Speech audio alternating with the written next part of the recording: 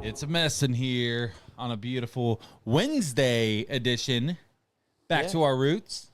It's kind of interesting being here on a Wednesday, especially on a holiday weekend.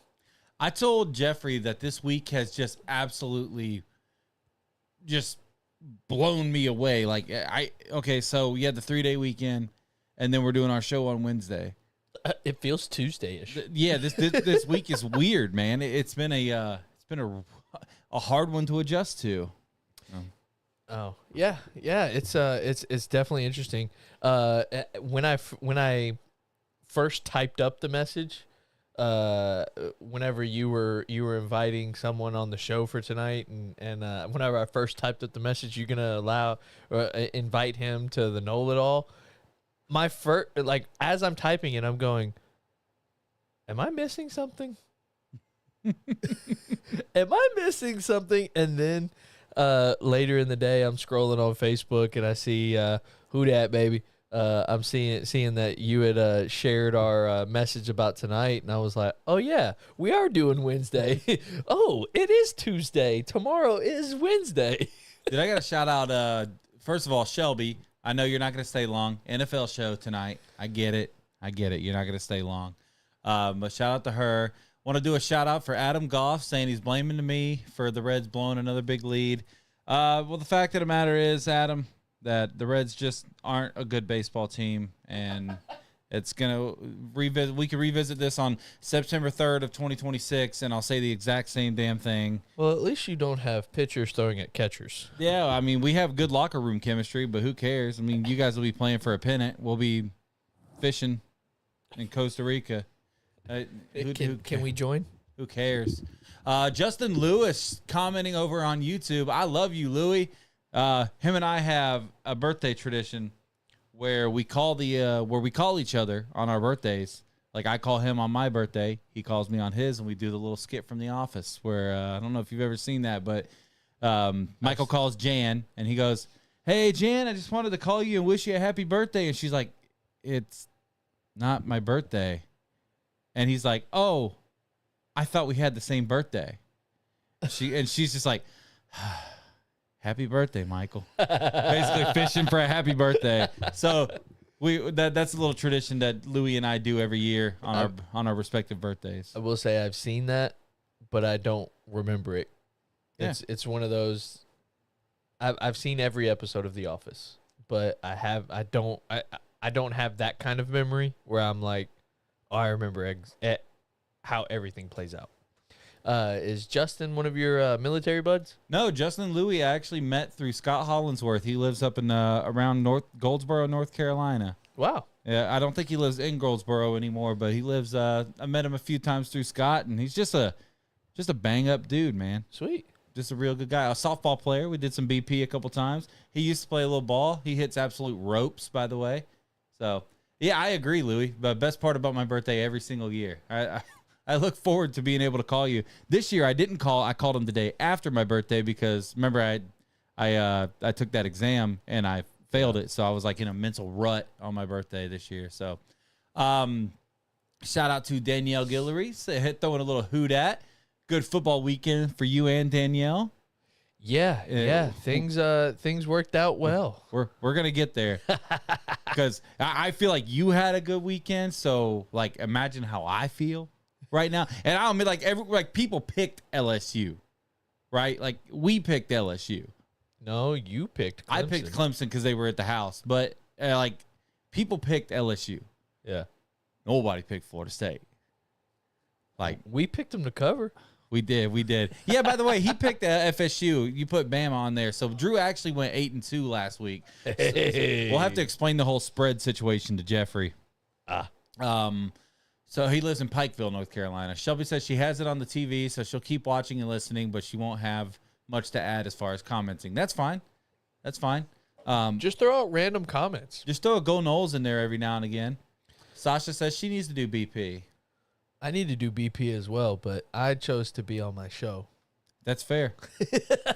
Kind of backed ourselves into a corner doing this on a Wednesday. I feel Rachel's getting Taco Bell, and I'm like, damn, it's weird because ooh, yeah, Taco Bell's. Why aren't we doing this tomorrow night? Because Football. tomorrow Football. is football. I mean, we're gonna run into that situation. We're gonna be doing this show every Thursday night, so we're gonna run into weeks where But with it being week 1, you got to. it's a national holiday. You got the Super Bowl rings going to be given out. It's the Yeah. first night of fantasy football. It's like the Cowboys are going to lose on primetime television. It's great. Yes. Looking forward to it. So before we get any further, Jeffrey, cue it up. We want to let you guys know that this episode, as always, is brought to you by BassTackleSupply.com. Fishing season is coming to an end, but you can always start to gear up for next year, right? And there's still plenty of time left. I don't know if you guys know this, but here in the state of Florida especially, it stays hot for a while. And fishing season runs long here. So go to BassTackleSupply.com. I had absolutely nothing planned for this promo tonight. Usually I nail this. Make sure you do this next week. Yeah, I was just thinking. I'm like, I was about to tell Jeffrey, hey, bro, can we record this real quick so I can just play it next week?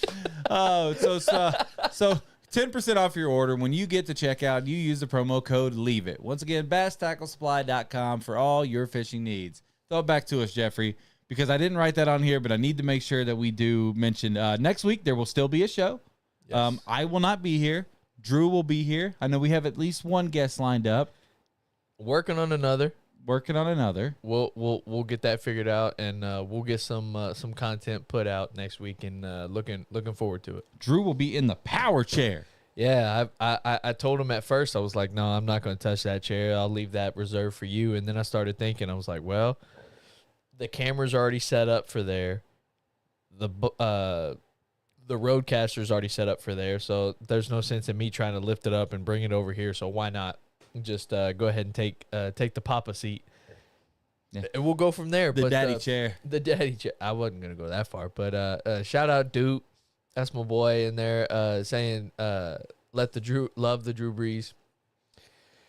Hey, I can't let it go, man. I can't let it go. It's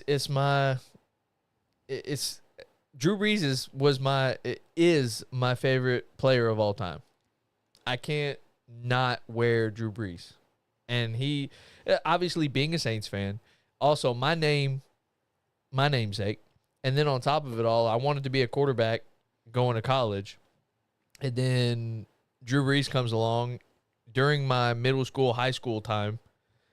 And he was a revelation to everybody who wanted to play quarterback that was short. And obviously things didn't work out, which is why I'm on the couch. But we move forward and we do what we can. And yeah, it's my comfort jersey. I have to wear it. And like I did last week, I wore a previous number 9 that played quarterback for my favorite team, LSU. I'm going to wear a number 9 right here for this week. And hopefully the Saints can get it done just like LSU did last week. Hey, if you're watching on Facebook, or anywhere really, and you haven't hit the share button, I just have to let you know contractually that you are 100% incorrect. So go hit the share button real quick. Do us a favor. Help us spread the word about this show. Because our viewers, man, we like the week that we came on here, bitched and moaned, was like the biggest week that we've had. Exactly. And then tonight, the numbers have dipped again. And then last week, the numbers dipped. Maybe we just suck. Maybe we should just moan and complain every week. Next week, Drew with 2 guests. That would fit in with 2025. Yeah. The absolutely. squeaky wheel gets the grease. Absolutely. But enough complaining for now. Let's talk about some good stuff. Because I was just sitting here thinking, you said you wanted to play quarterback in high school. And I was like, man, you're a little short to be a quarterback. You know who else is short to be a quarterback? Thomas Castellanos. Yep. You know what Thomas Castellanos did Saturday? It balled out. He smoked them Alabama boys. He played quarterback. he played a little quarterback. He played a little game manager. First, I want to talk to you because LSU. I think we were kind of texting during the game. I can give you I'll give you my opinion on the way I thought both of those teams looked terrible compared to what we wanted to see. Now obviously 2 good defenses, right? But I thought, Nussmeier had some really good passes there down the stretch in the back half of that game. But I thought maybe again, it was just Clemson's defense is just being a little bit better than I want to give them credit for. But I thought both teams looked really lackluster, especially Clemson, by the way. This isn't to take anything away, because I know we're going to have the same conversation about Alabama looking a little lackluster, and it's not going to take away from Florida State. So I don't want to take away from LSU's win, but like, I know you don't want to attack the transfer portal, but how do you not go get a running back? Like, if you're Clemson, their whole offense was the receivers and quarterback, and if you shut down their receivers, especially with one being out with a hamstring injury, right? Okay, you tell me all I have to do is cover your receivers and I win. That is a recipe for amazingness for the opposing team. But kind of how you were saying, like neither team looked good. In my mind, I want to say it's all about like that was just week one, with a lot of different fronts being out there, and the first time you're really getting to see everything against not your own team. So looking across the board, I don't think anybody looked far and away good, I would say. No like one in college football? Yeah. I don't think anyone excelled on both sides of the ball, only because all three phases. Like, I don't think anyone did really well for what for what you expect, because it's week one. Yeah, take what you see with a grain of salt. Not saying that Diet Coke getting you. That was tangy, and them brewskis. Not saying no. I was just gonna blame it on Diet Coke. The brewskis ain't gonna get you. But at the end of the day, like, it was week one. Teams are gonna get better from here, hopefully. But unless you played, what a crazy take. Unless you played someone like Long Island and you were Florida. Wait, oh my God. DJ Lagway still only had a 29.8 QBR. Yeah. So it's like, if you played competition and you didn't look good, they're still up from here. You know what's funny is I agree. Week one, we talked about this on the show a couple weeks ago, that week one is like that. Like, college football has already proven that those games are meaningless, right? Yep. It's as crappy as it is. Like, to continue to go back to 2023 when Florida State beat LSU, it's like they've already proven that they don't care about these games. What's crazy to think is, like, out of all the teams that played either like as a top 10 team or against the top 10 team, the best one coming out of the weekend was the one that was 2-10 last year. Yeah. Like now, for Florida State, and I'm going to brag in a minute, but like for Florida State and for Alabama, the important next step is to figure out, was that just an upset? Like, was that just like the latest? Like, was that just Vanderbilt? Was that just Oklahoma last year beating Alabama? Like, did we pull off an upset and we're still just not there yet? Or was this a turning point for your program? That was I'm glad you brought that up, because that's kind of where me mentally, I've never looked at this Alabama team and thought that they were the number 8 team in the nation. Yeah, preseason rankings are stupid. There's no reason they should have been ranked that high with what they were returning, with DeBoer, what he showed last year. Not raining on FSU's parade, but there's no reason. Rain, baby. It can't be worse for me than last season. That team is not going to be they might be a top 25 team because of it's Alabama at the end of the day. They might be a top 25 team, but I don't believe that they're going to be a like top 15 team. I don't think they're a playoff team. No.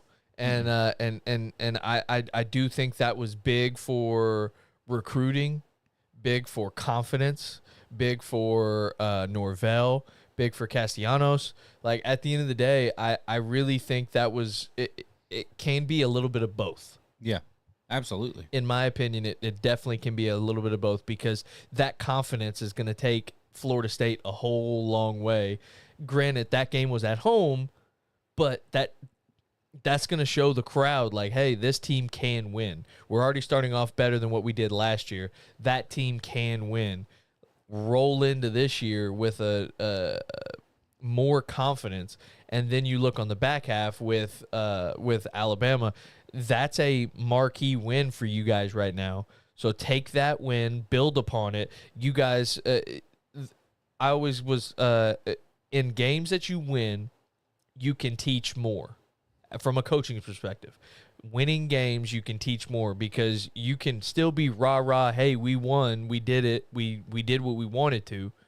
But at the end of the day, it's like, hey, we could have won by 4 touchdowns, 5 touchdowns, 3 touchdowns. We could have won by so much more if we would have done this right. Read that one. We could have done better for this at this point if we would have did this differently. If this block was made. So it's definitely something to build on. But at the end of the day, only time will tell if it really is a upset or if it was Oklahoma, Vandy, right, and those situations like you had mentioned. I have like one take on the positive side of it and then a take on the negative side of it. On the negative side of it, like Alabama really missed some opportunities to put us, not to put us away, but to get themselves back in the game. There was a big 4th down where, like, I thought the pass was good enough. Ryan Williams just kind of dropped it. But still, Ty Simpson's rolling against his body. He had some green in front of him. I thought he had an easy first down run, and he decided to throw it to Ryan Williams, who, just like Jeremiah Smith, one of the highest touted receivers in college football. Wow. And Ryan Williams just dropped the ball, man. It was a little low.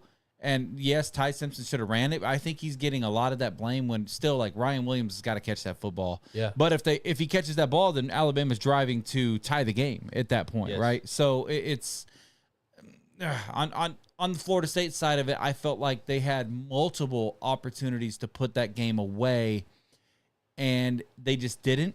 There was, they forced they forced a 3 and out, and they forced a punt, and then the punt hits the turf and bounces off of Jalen Lucas, and Alabama gets the ball right back. That was nuts. Florida State makes the stop still, but Florida State can catch that punt, fair catch, and I don't know if you noticed, but Alabama had a damn hard time stopping Florida State's offense. Bleed a lot of the clock. They could have bled a lot of clock, and worst case scenario, they do that. But best case scenario is they take that big 31 to 21 lead or whatever it was at that time. 31 to 10 it would have been at that time. And then who knows how different the game goes from that point. But on the good side of it, here's, and you said something about this in the middle of your rant. No matter how you twist it, this Florida State team is obviously much better than last year. Yes. Without a shadow of a doubt. Because Florida State didn't only beat Alabama, Florida State physically manhandled Alabama on Saturday. And that was surprising to me because I came on this show and I picked, Florida State to cover the spread. But if you listen to my podcast, the Know It All podcast, I picked Bama 30-17 or 30-13. That defensive line was not ready to be manhandled. Florida State's offensive line, their tight ends, shout out Randy Pittman, Mosley made boy. Oh, my God. With the big block on the edge. Oh, my God. Florida State's defensive line was kind of putting, even against Alabama's offensive line, which did play great, by the way. Alabama's O-line, they did play good. But Florida State, they were hitting hard. They were swarming the football. It just felt like classic Florida State football. Now, like we talked about, Florida State's decision here, was that we're putting all of our eggs in the basket to say, hey, we beat Alabama? Here's what I hate. You know what we have now?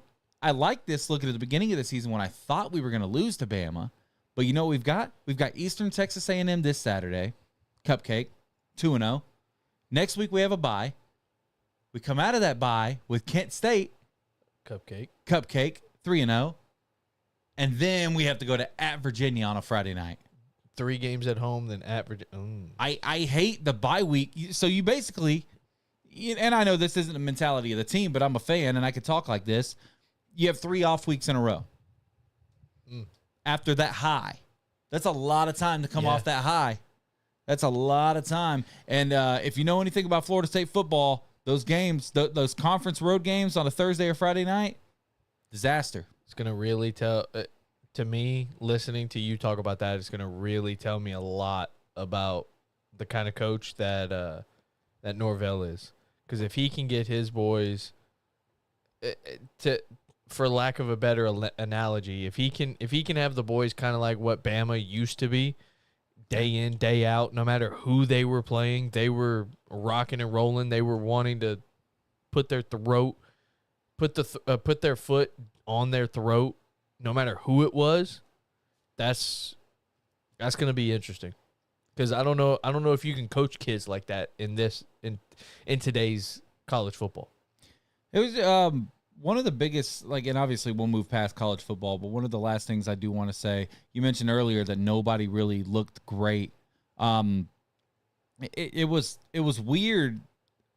Not only did a lot of teams not look great, a lot of these highly touted quarterbacks not only didn't look great, but I think Nussmeier played decent, especially the first half he did not play good at all. The second half he played much better. He delivered an absolute dime that they called back. But it's you look at over college football, and I know a really good catch saved them, but the best quarterback out there in week 1 was probably Carson Beck. And I think at the end of the day, playing into that was, with it being week 1, even beyond just being able to look at each other and being like, okay, this is the first time we're not lining up against my teammate. The opposing coaching staff and the opposing team, they've done nothing but script plays to make sure you don't succeed. Tyler Salting said, Drew, an FSU hater? Shocker. Not really an FSU hater. I just try to keep it real. Also an SEC nut hugger, a little bit. A little bit. Not as much as some of the people around here, but But to me, I would have loved Notre Dame to beat Miami Saturday. I get the whole conference thing, but I can't imagine rooting for my rivals. To me, I feel like a lot of the lackluster QB play is you literally had a whole offseason to build the defense to play against this one team. Rather than, you've got 5 days to install a defense to play against this guy.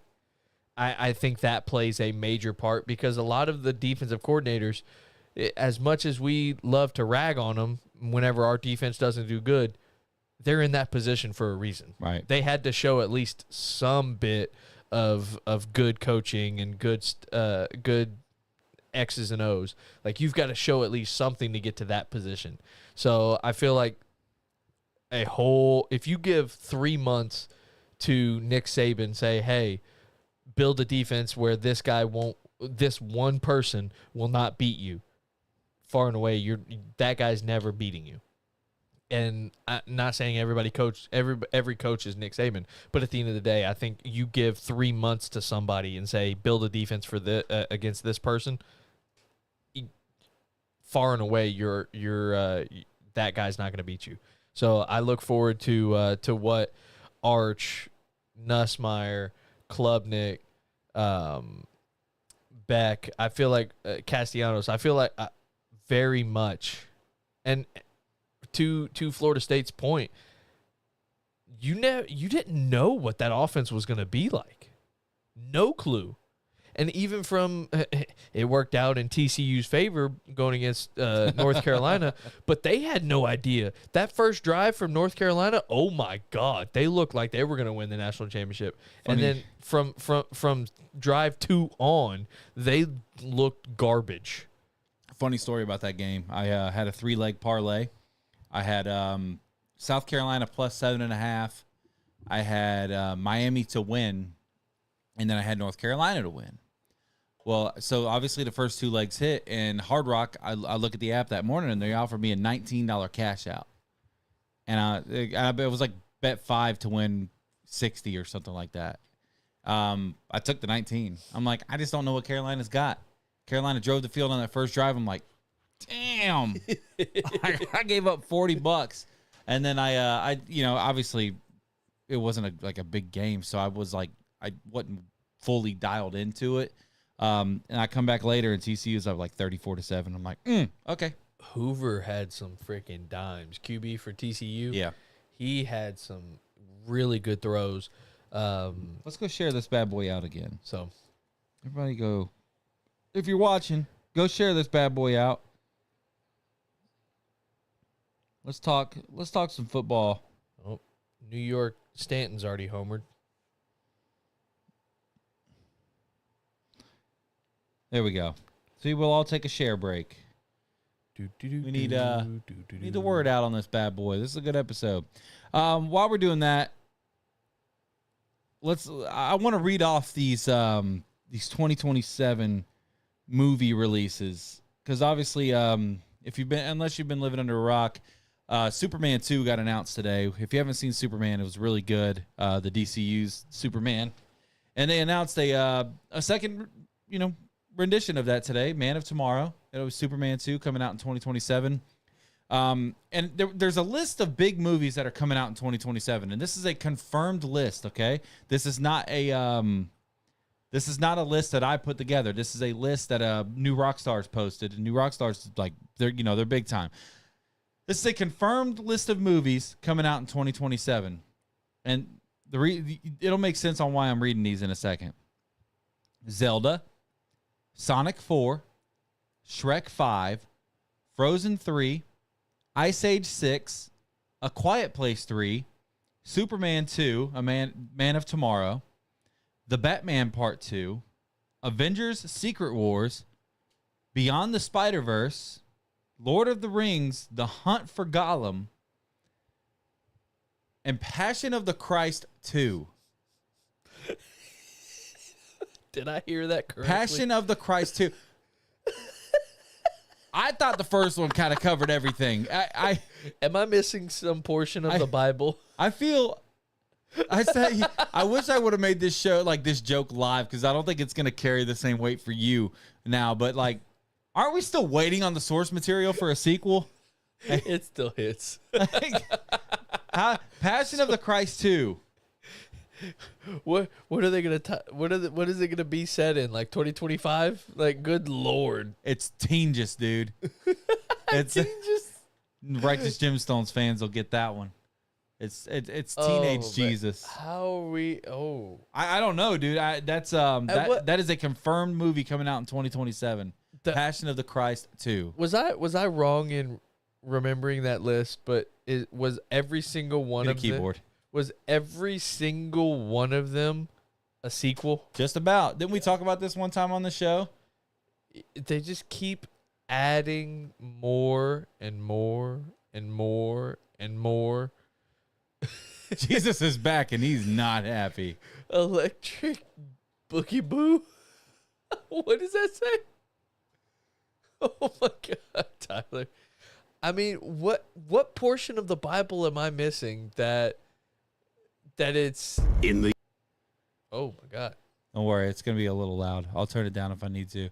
Jeffrey, hit the old screen share option here in a second after Drew's done talking. What portion of the Bible am I missing? This, let's put it down here. This was off Family Guy. Go ahead.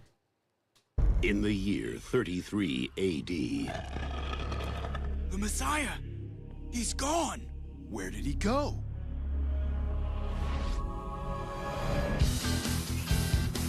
Hang on! Man, you crazy, Jesus! You're crazy! That's what my ex-wife said. Oh, the Son of God! You sure are a son of a... Chris Tucker and Jim Caviezel? Is that it? The guy from the first one? Passion of the Christ 2. Crucify this.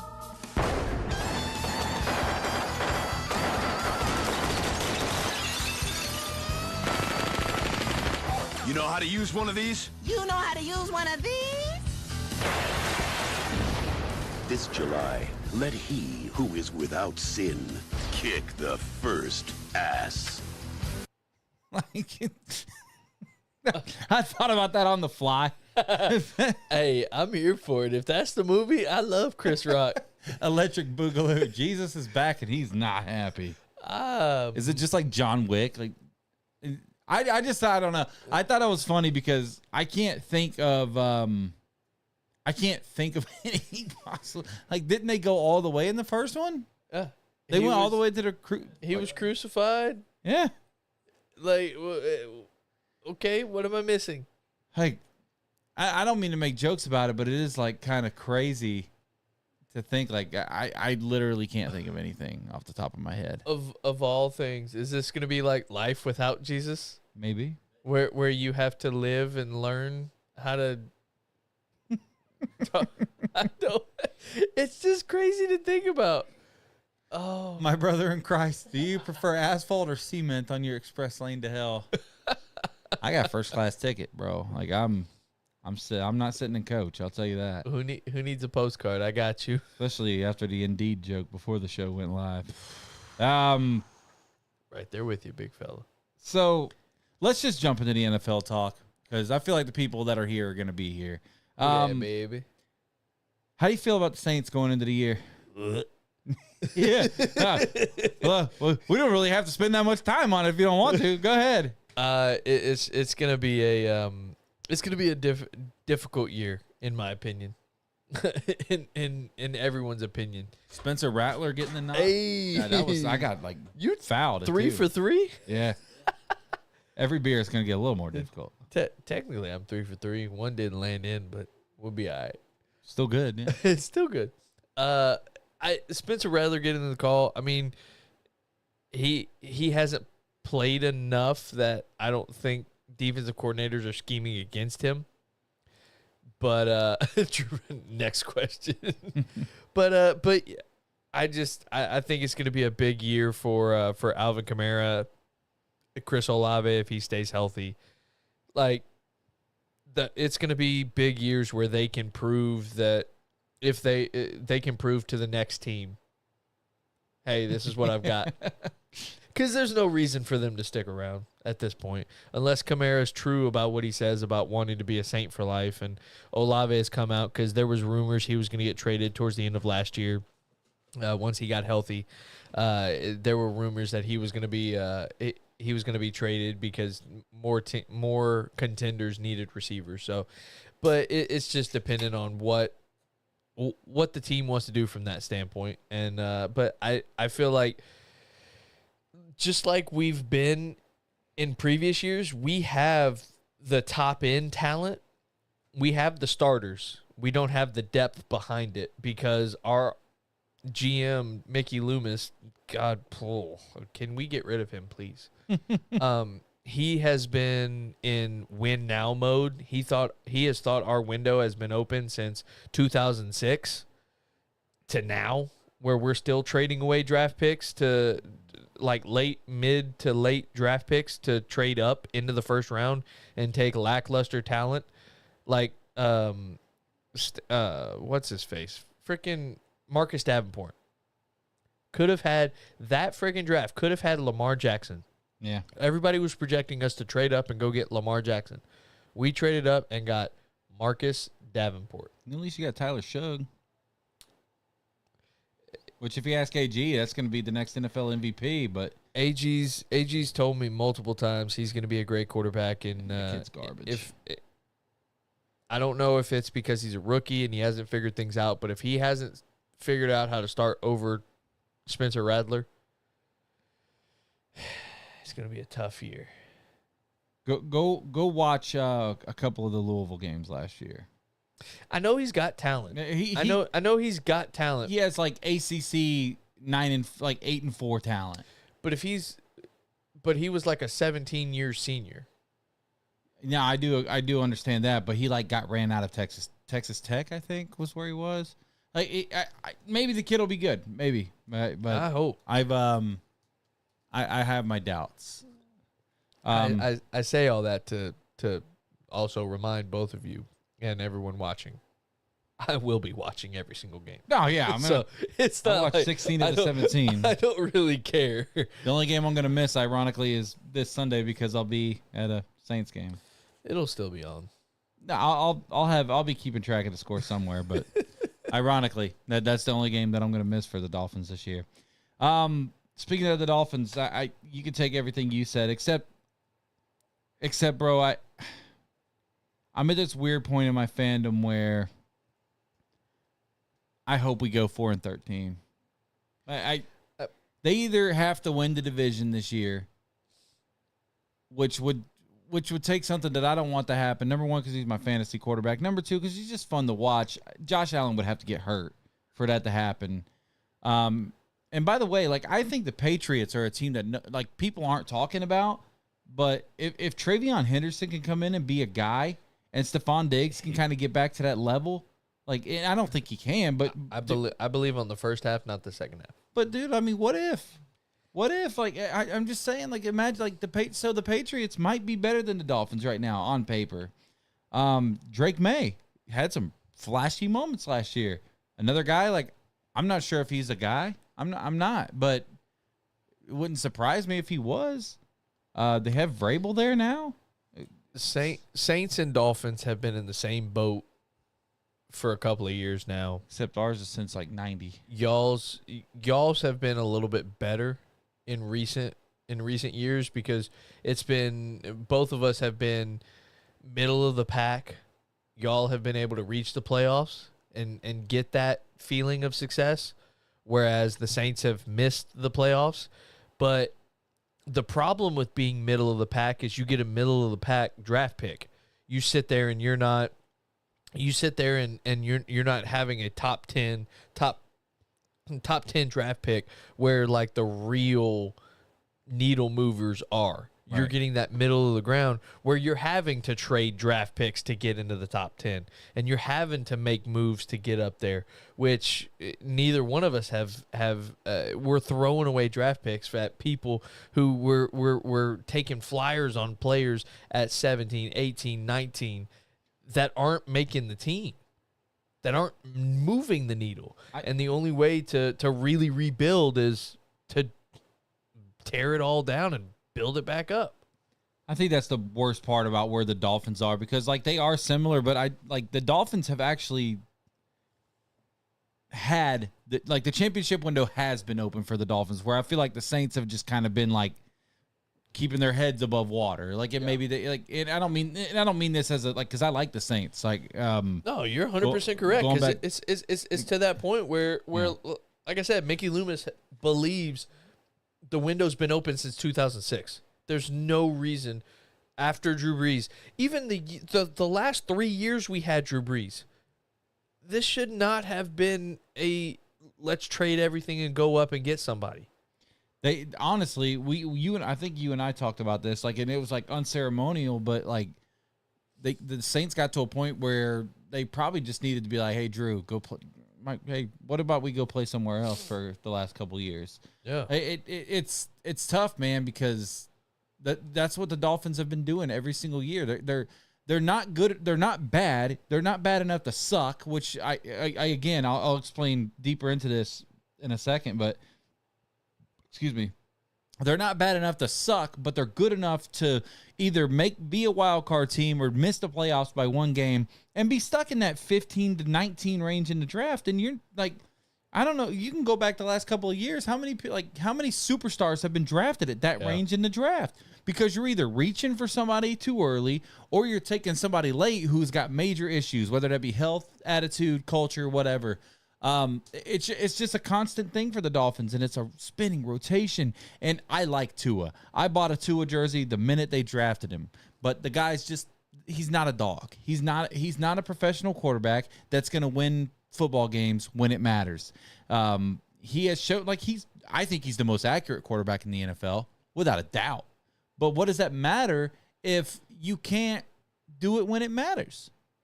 If you can't go into Buffalo in January and get a win, who cares how good you are in September, October?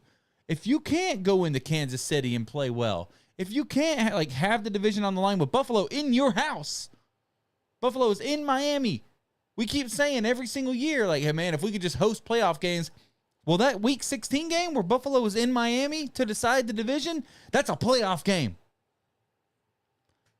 If you can't win those, then who the fuck cares how you are in September and October against the Cardinals? It's just this constant rotation of just bullshit with the Dolphins, and I'm tired of it. So this year, I hope this team goes 4-13. They can cut their losses with Tua. They can get rid of Chris Greer. They can fire Mike McDaniel, who, like, aside from being on a microphone, because the guy's terrible when he does that. I don't think Mike's that bad of a coach. But he hasn't done anything here. And I think Tua's a large part of that, the Tua investment. It's just I'm ready to move on. I'm ready for the Dolphins to just suck. Just suck, because at least I know what I'm walking into every year. And I feel like this year's that year. The secondary is terrible. They've had a lot of injuries. They traded Jalen Ramsey. They should have traded Tyreek Hill when his trade value was high. I mean, that's all I've got. I hope we suck. From the outside looking in, this is one of those times where I know in the league we went to getting a lot of offensive-minded coaches. If that would have hit off that and went into the trash can, by the way. Well, it had to end at some point. Yeah. But we went through a little spell of every team only getting offensive-minded head coaches. And I feel like at the time, Mike McDaniel, the literal year after his first year, what did y'all go? 12-4, 12-5? I think 13-4, 11-4, y'all, or 11-5, and then they had hung 70 on Denver that year. yeah, lit the team on fire, like it lit the league on fire. Like it was a great hire. No one would say it was a bad hire. But a couple years out, and from the outside looking in, every time through the draft and every time through free agency, you guys are always loading up offensive side. And it seems like nobody's touching the defensive side of the ball. And I feel like this is one of the downsides of only having an offensive-minded head coach. Now, there are some out there that are offensive-minded that also pay attention, that realize, hey, I have to have a defense. But I feel like McDaniel's in the mindset of, I can score 70 at will. You can't keep up. And it may work out for him, it may not, but in recent memory, it hasn't. So that's my perspective from looking at the Dolphins. If you guys would take a minute to pay attention to the defensive side of the ball, you might be a little bit further ahead. I don't fully disagree. It's just, it's definitely, God, how do I say this? I'm just going to say what I mean, but I don't mean it disrespectfully. It's definitely a take from somebody that doesn't actually watch Dolphins games. Yeah. Like that's yeah. what I'm getting at. And I don't mean that disrespectfully, No. but it's like the defense has been good enough a lot of times, especially last year. Like they're not great. They're not that elite defense. They're not, forcing 2 turnovers a game, sacking the quarterback 4 or 5 times a game. They're not that defense, but they anytime in the NFL, today's NFL especially, if you can hold your opponent to 20 to 27 points a game, like you feel like an offense with that kind of firepower, because you are correct about that part. Yeah. You feel like a team that has just spent so much time and resource on its offensive side of the football. If you can hold your opponent to 20 to 27 points, you feel good about winning those games 9 times out of 10. Yeah. And the Dolphins just don't. Yeah, and I don't take any offense because I don't watch Dolphins games. I look at box scores after the fact, Right. and that's what I see. I see Dolphins loss, team scores 21. They were held to 17. It's like, okay. It's the Bengals effect, right? And I again don't mean this disrespectfully to Joe Burrow, but last year their defense was so bad that the Bengals had to sling the rock. That's all they could do. Yeah. And so you look at last season's stats and you're like, man, Joe Burrow threw for 420 yards tonight and 4 touchdowns. Like, because he had to.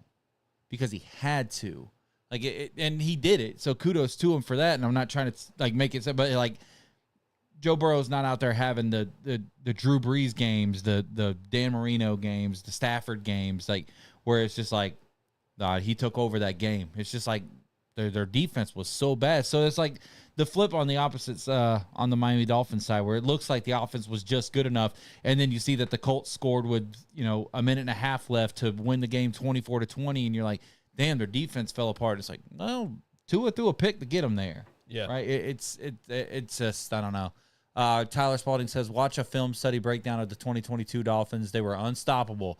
Every defensive coordinator in the league has had time to scheme. You have to adapt. He's right, because I bitched to you before we went on the air about Mosley last week. I complained about how Mosley just kept running the same play over and over again, and I feel like the offense had no identity.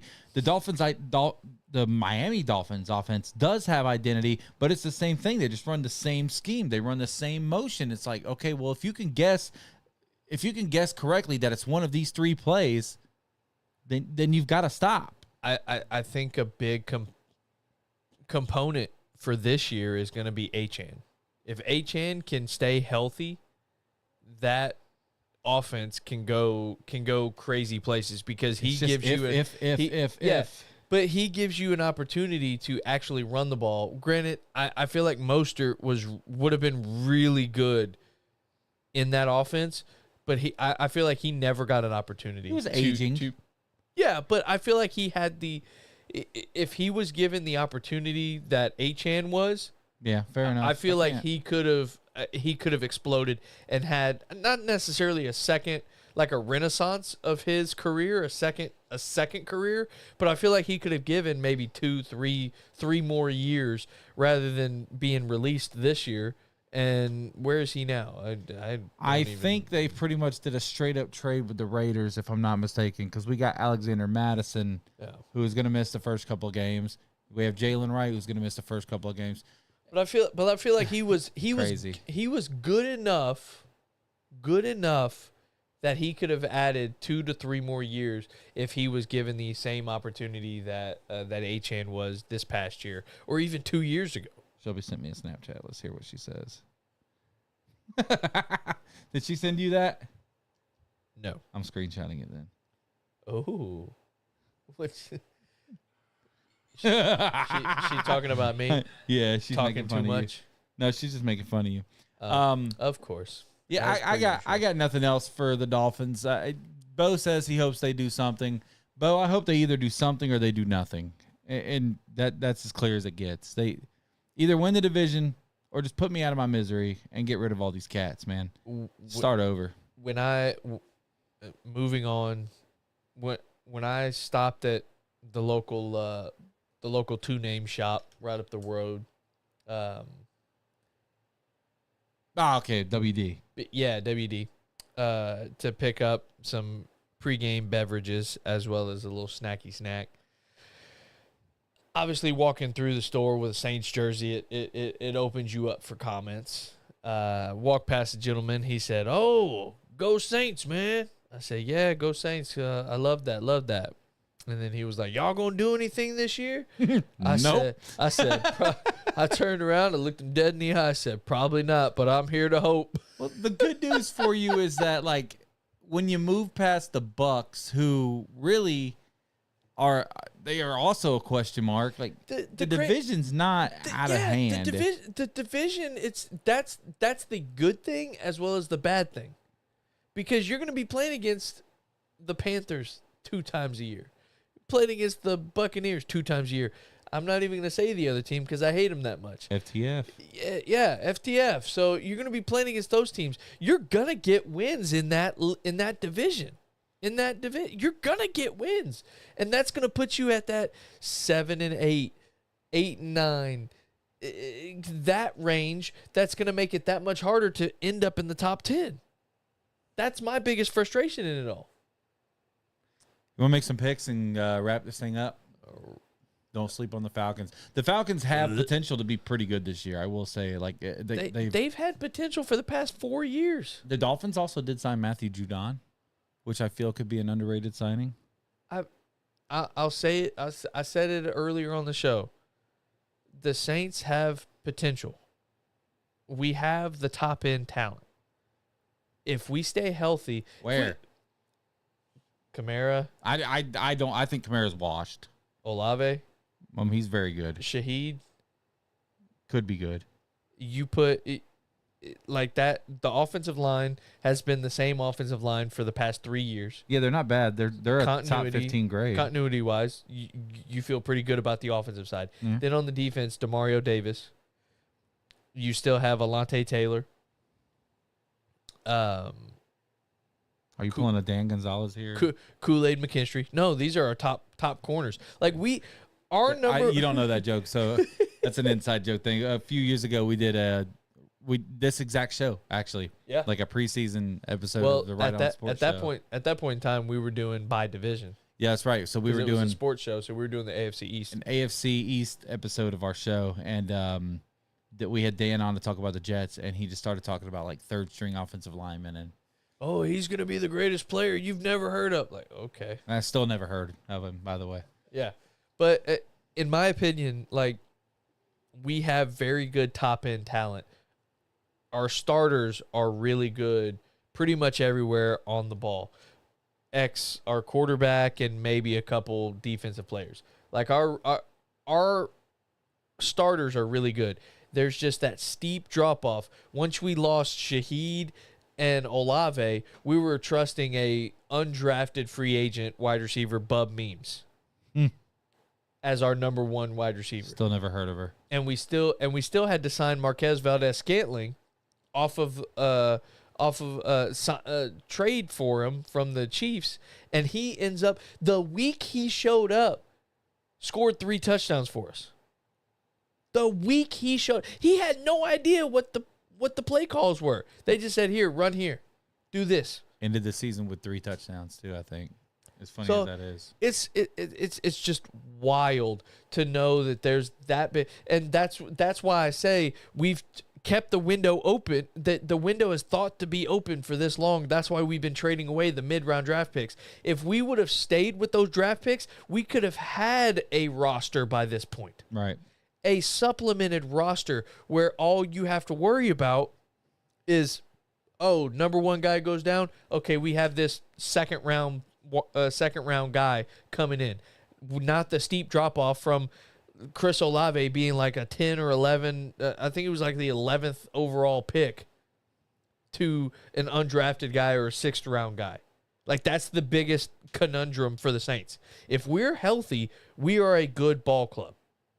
Soon as we start losing people, like we did last year, we become one of the worst teams in the league. But Danielle said, don't you say that about Kamara. I don't think a lot of it's Kamara's fault. He's just not a pure running back. He's not like the between the tackles guy that I think that the Saints have turned him into the last couple of years, because he's not good at that. Let's just be honest. He's not a good pure running back. He's a like halfback draw scat back. Work done. He's very good. Work done is a damn good example, because work done at like early on in his career, absolutely. At Florida State, sure. Between the tackles, absolutely. First couple of years in Tampa Bay. But as he progressed, when he got to like the Falcons or late in his Bucks career, he was more of a, like, if we're not running a draw to the outside, he's our third down. Not like he's our every down third down back is what I would call it. Like, and Kamara's just not that guy and hasn't been for the last 4 years. Between the tackles, can he do it? Yes. Should he do it? No. Is he good at it? Is he great at it? No. You want the unbiased opinion? I would say no on 3 of those. That's where, well, he's just not strong enough, bro. He's too small. He can do It's it. like letting Jeffrey run between the tackles. He can do it. I don't think it's going to end up being a good option for him. That's why the Kendre Miller. That's why Dennis Allen needed to go. Did you hear the story about Kendre Miller? Picking the Patriots to win the AFC East? Ew. A Dolphins hater. Imagine that. Kendre Miller. Wait. Seahawks to win Did the he West? really pick the Patriots? He picked the Pats to win the East, Texans to win the South, Chiefs to win the West, Ravens to win the North. I could see those. Falcons to win the East, or the South, I could see it. Packers to win the North, I could see it. Seahawks to win the West, I again could see it. And the Commanders to win the East. That depends. Possibly. I think they fall on their face this season. That depends on the sophomore year of Jaden. I just don't think they put enough around him this year. I think there's going to be Debo? I think there's ego clashes with Debo and McLaurin trying to be the number one. One of them gets traded halfway through the season. I feel like that was figured out when they paid. It's always figured Scary. out until the game starts, though. I true. mean, we've seen this time Yeah. and time again. The Jets figured it out when they added Devontae Adams with Garrett Wilson, right? Yeah. And it's just, I don't know. Let's move on to our picks, because the viewership's not going up, and missing out on family time for 5 viewers is just not my game. Oh my God. What? What are you doing to me, Shelby? What's she do? Oh, yeah.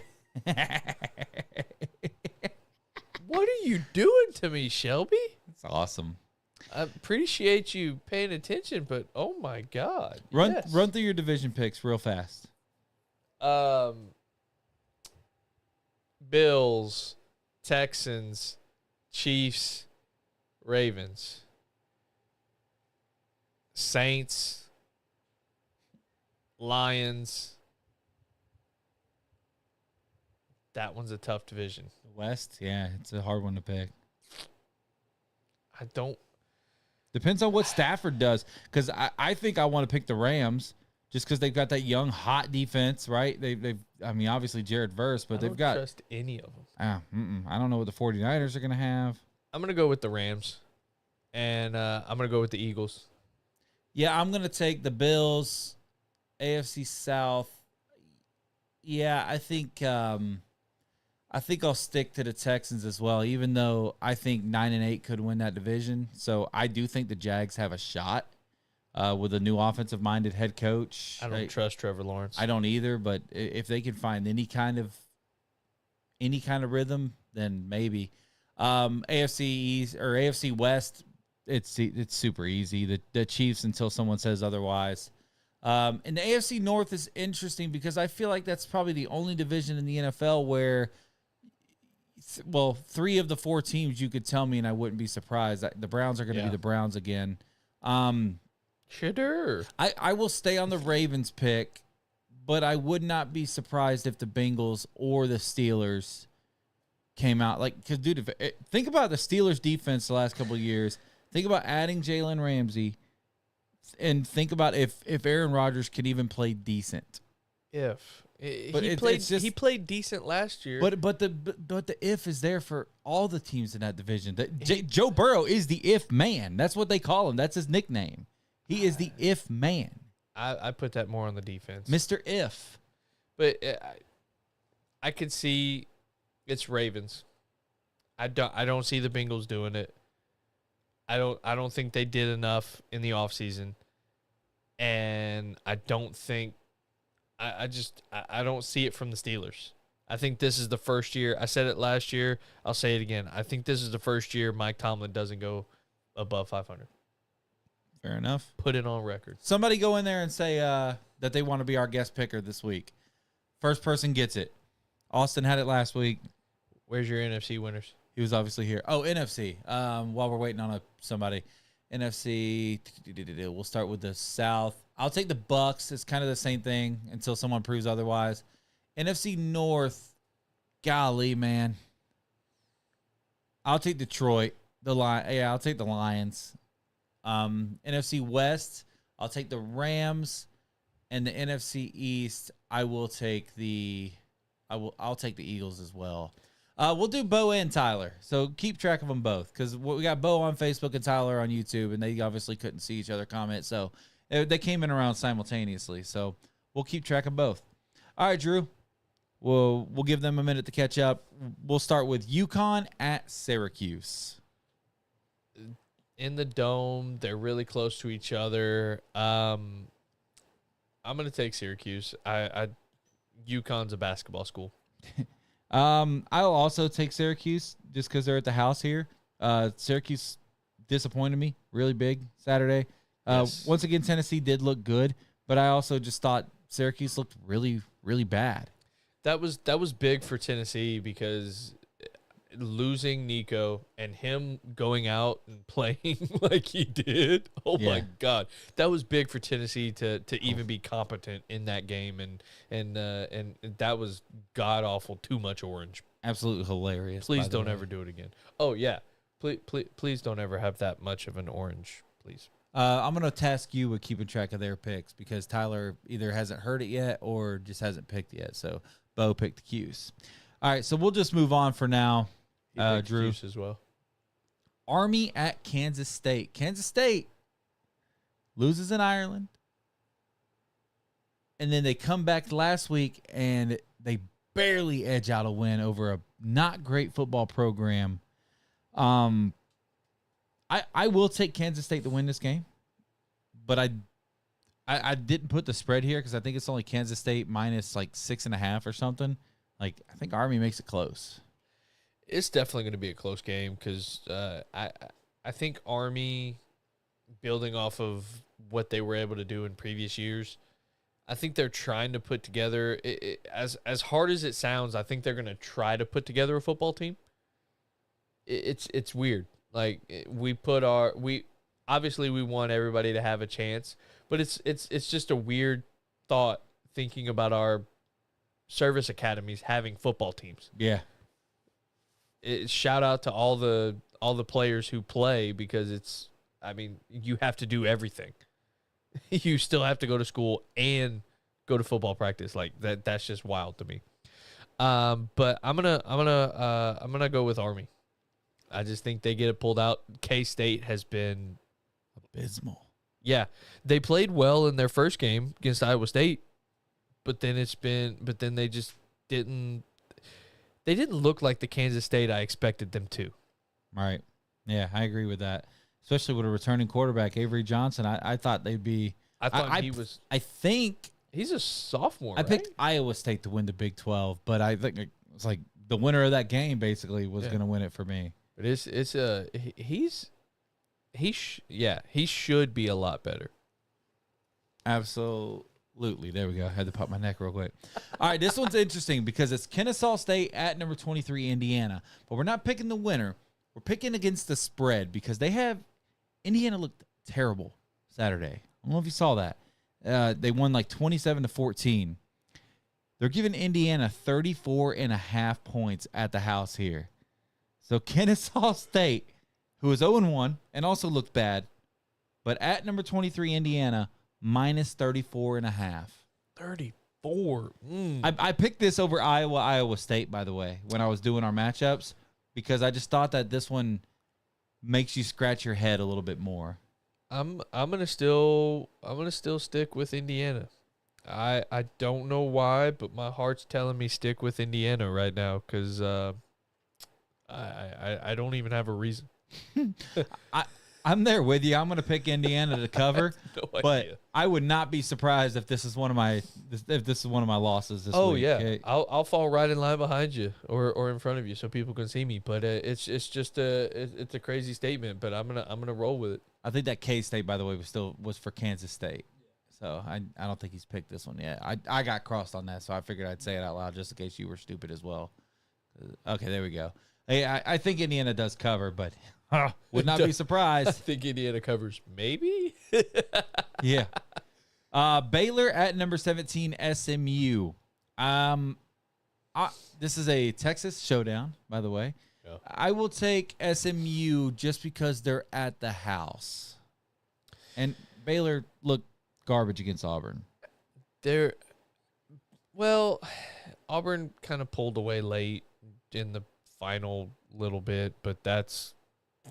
Didn't get to watch that game. Again, remember what we talked about earlier with box score? Yeah. That's all I got because I was in the booth calling a Mosley game. Yeah, but neither, like we said earlier, neither team looked impressive. Neither team looked good. But I'm gonna go with Baylor. I didn't pick them last week. They lost. I'm gonna pick them this week. They're gonna lose again. Tyler and Bo both picking SMU right there. So good chance for you to gain some ground.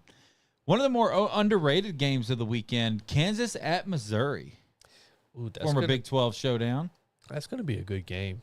Kansas has the opportunity to shock the world this year and continue a good streak of years.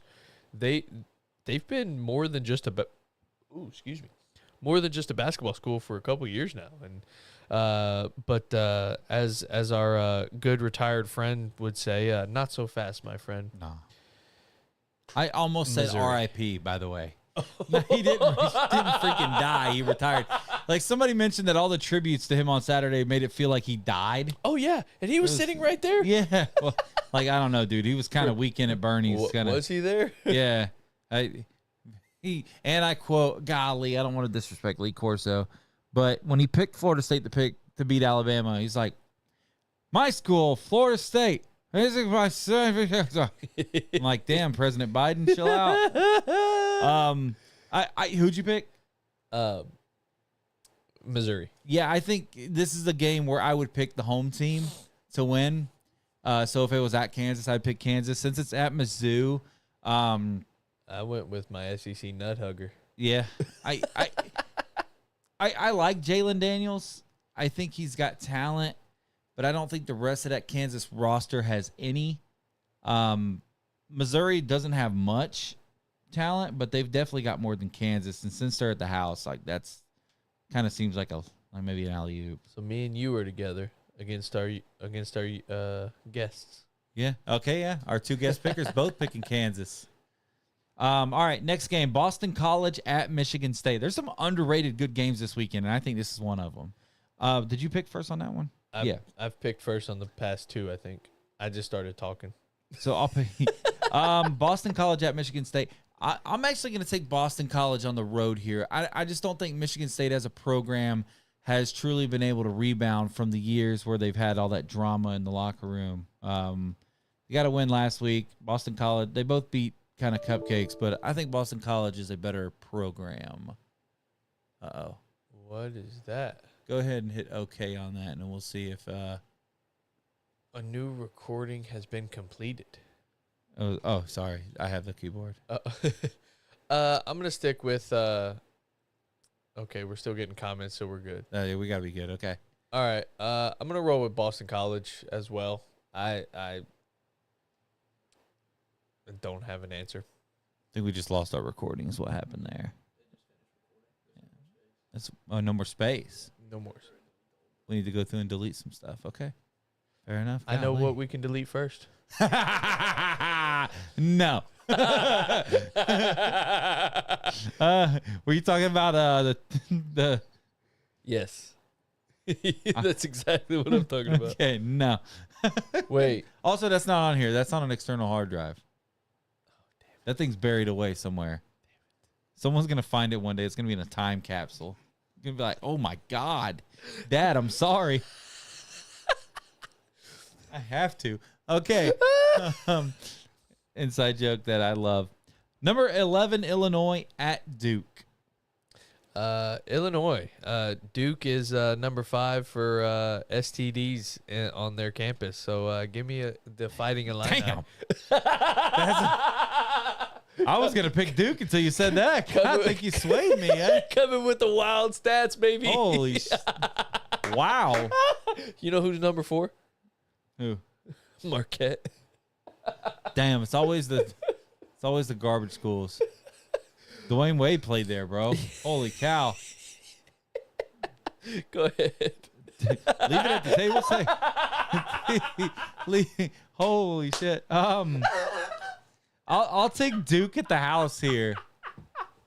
I'll stand alone on Manny Diaz and the fighting STDs.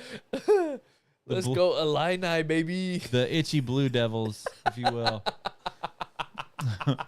All right, this one is fun. Number 12, Arizona State at Mississippi State.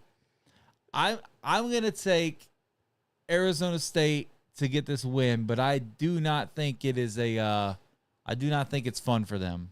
Arizona State beats the dog piss out of Mississippi State. Really? Wow, Beats I didn't the expect that from you. I thought maybe with the cowbells rolling, you would have. Oh, their cowbells are gonna roll for like the first 10 minutes. It's gonna be like it's gonna be like Death Valley Jr. It's gonna be the fastest. It's gonna be the loudest till kickoff. Yeah. Fair enough. So okay, yeah. So we both went Arizona State there. Yeah, Arizona State's a good football team. Mississippi State's not. Mississippi State with the cowbells, Tyler Spalding says, and then Bo will chime in with Arizona State close. This one's actually tough. USF at number 13, Florida, but Florida minus 17.5. USF last week blowout win over Boise State, but that was in Tampa. University of South Florida, that's located in not South Florida, by the way. Yeah, it's in Orlando. In Central Florida. It's in Tampa, but yeah, same Tampa, difference. Central Florida, no matter what. That's going to be a good ball game because I obviously we already stated that Florida was not tested last week at all. I think USF covers. You think Florida wins? Like, I'll hit you with a better question because I think it's like that's probably a pretty easy yes when it comes down to it. Give me a scale of 1 to 10 so you're picking USF to cover the spread. Chances of 1 to 10 that USF pulls an upset in the Swamp. 6. Damn. Well, I'm going to say 2, and I'm going to say Florida covers the spread. I don't think I trust. I think Lagway's a good quarterback, but I don't think the team around him is as good as what people are expecting it to be. He's the only one of that team that played bad Saturday. Like, his stats look good, but his QBR was terrible. But that's also against Long Island. Yeah, the fighting iced teas, as Tyler Spalding calls them. This is supposedly the game of the weekend, although I think this is going to be an absolute snooze fest. But since college game day is there, it's our last college pick. Number 15, Michigan at number 18, Oklahoma. I think this is going to be a snoozer. I'll pick Oklahoma because they're at home. I will pick Oklahoma as well. And I'll be watching this game at Caesars on the sports book. So kind of feels right to pick John Mateer to get a win. I am picking this based off of college football 26. Every time that I have simulated and gone through like just a road to glory player or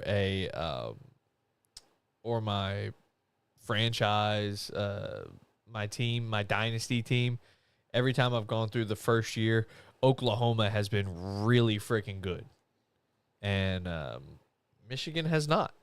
And I'm gonna roll with what the AI is telling me, and I'm gonna go with Oklahoma. Oh, excuse me. Golly, long day. All right. Thursday night football starting tomorrow night, baby. The NFL is back. Cowboys at the Eagles. Well, we can kind of speed through That's the NFL easy. picks, Eagles. yeah. I don't think that the terrible secondary from the Cowboys. No. Yeah, I mean, the only thing they had was a pass rush, and I say had because that was it. Yeah, I'll take the Eagles at home. I think maybe convincingly. I wouldn't be surprised if the Cowboys were really bad this year. Friday night football in Brazil. The Chiefs versus the Chargers. That's going to be a underrated, really good game because I think the Chargers are in for a good year. But like we said for the division picks, until otherwise noted, Chiefs are going to win. I'm actually going to take the Chargers to win this game. It's just going to be a weird, uncharted territory kind of thing. It seems like the Chargers always kind of get off to a good start and then kind of come back to earth a little bit, like mid-season. So I'll take the Chargers to win this game. It's weird that it's in Brazil and it's on a Friday night. Gonna miss that one. Sunday afternoon game here. Steelers at the Jets. Rodgers return home. I just had to put this one on there because it's ironic. And Justin Fields? Yeah, there you go. Revenge games on both sides of the football. I'll pick first here. I'll go to Steelers. Like, even when you take away the quarterbacks, I just think the Steelers have a much better roster, and I think the Jets are going to stink it up this year. I'm going to take the Jets. I think this is where they kind of really stick it to Aaron Rodgers, and they I feel say, like I would love to see that. Although, Yeah. like it meaning a Jets win kind of hurts a little bit, but I just feel like this is where the pass rush really comes into effect, and they're turning around looking at a 40+ year old quarterback that's just going to drop back and sit on his fifth step. he said the Jets were a serious consideration for him. That's crazy. Over that- the Bills? Interesting. That's crazy.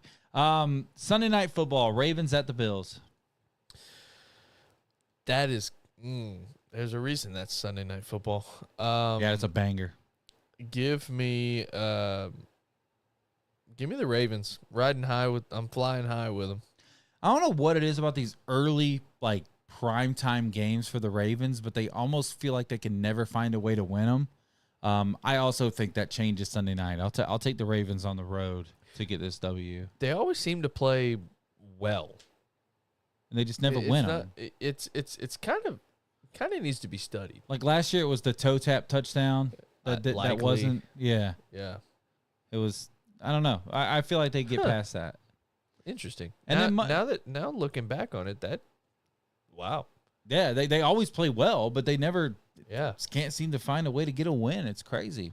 Monday Night Football, last pick, Vikings at the Bears. I think the Bears are in for a good season. If that offense can get going, wow. And the first start for J.J. McCarthy, I don't think he's ready. If that game was in Minnesota, I think it's a different ball game. But at Chicago, another year for paint your fingernails, Williams. I feel like that offense is destined to do something. Yeah, I'm going to take Chicago. Yeah, I'm going to pick Chicago at home as well. Matter of fact, I think Chicago might slip into the playoffs this year. I feel like they've got to, with that offense, I feel like if their defense is competent. Yeah. I think Caleb Williams gets a lot of hate that I don't think he's 100% deserving of. I thought he played good at times last year. I think they have a decent receiving core. They got a decent running back room. I really do think the Bears would. Colston Loveland was a great pickup for them in the offseason. I agree. I wouldn't be surprised if the Bears took the 7th seed. I wouldn't be surprised really if the Lions underperformed. If the Bears were kind of, if 9-7, 10-6 wins that division, I could see the Bears making a late season push. I don't think the Vikings are going to be that good. I don't think Jetta's I don't think he's going to get his, and it's not going to be his fault because the dude's the best receiver in the NFL. But I don't know about J.J. McCarthy, man. I thought he was kind of ass at Michigan. Is this more of, I just lost his name, the head coach, Stefanski. Okay. Is this more of Stefanski going, I need to get my QB into, I know he's the future.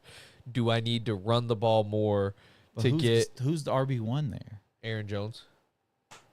It's just like rinse and repeat what I said about Kamara. Now put it on Aaron Jones. I feel like Aaron Jones is definitely a better runner than Kamara. I will give him that. He's a better true running back. Kamara plus.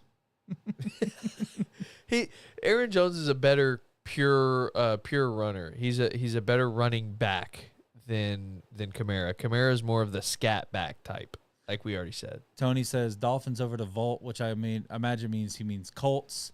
Let's get it, fins up. Hey, go Dolphins. I mean, maybe they can be good and prove me wrong. Well, you don't have to play Anthony Richardson. I know that I sat here 6 days ago and I said that Florida State was going to get the doors blown off at home by Alabama, and then that didn't happen. But this one I feel much more confident that the Dolphins are not going to be good this year. So, well, the Saints play the Cardinals, so I'll be there. I'm in good hands. I'll be there. I'm actually excited to watch Kyler Murray in person. Yeah, other than Trey McBride, I don't know what that offense has. My bladder's about to explode. Let's hit it. So let's end this on the one thing that you're grateful for this week. I'm grateful for the people around me. I know I said it last week, but yesterday hit me hard. Like I had said beforehand on the way to the show. Yesterday hit me hard. I don't know what it was, whether it was work was stressful, things blowing up in group chats, but I've had a bunch of people reach out to me, and yesterday was rough, and I'm very grateful for the people in my life, and I know I'm not going through this alone. I am grateful for. I'm trying to pick between. I'll go with a serious one. I was going to say not a joke, but I was going to say for Florida State football. You know what? I will do that. I'll save that other one for next week. I'm grateful for Florida State football, man. And when I say this, I don't mean it in a I don't mean it from a fan's perspective. I mean it from a content creator perspective, because Florida State has made it a lot easier to do the No Lit All podcast right now by winning that game Saturday and giving us hope looking forward. That podcast was hard to do last year, man, at 2-10, and our numbers have just have been insanely good over the last couple of episodes. And so I'm just grateful that Florida State is good enough and interesting enough for us to have a podcast that is putting up some really, and when I say really good numbers, I mean it, like the best numbers that anything we've ever done has produced. So shout out to, I'm very grateful for Florida State football and for Dan and for everybody that listens to the No Lit All podcast. And if you don't listen to No Lit All podcast and you're a Florida State fan, go check it out. We're going to get out of here. Do it, lady. Do it, lady. I won't be here next week. Drew will be, plus 2 guests. I think we know one for sure. Yes. Working on the second. We'll announce that kind of as the week progresses. Fins up. Who dat, baby? And we'll see you guys next week.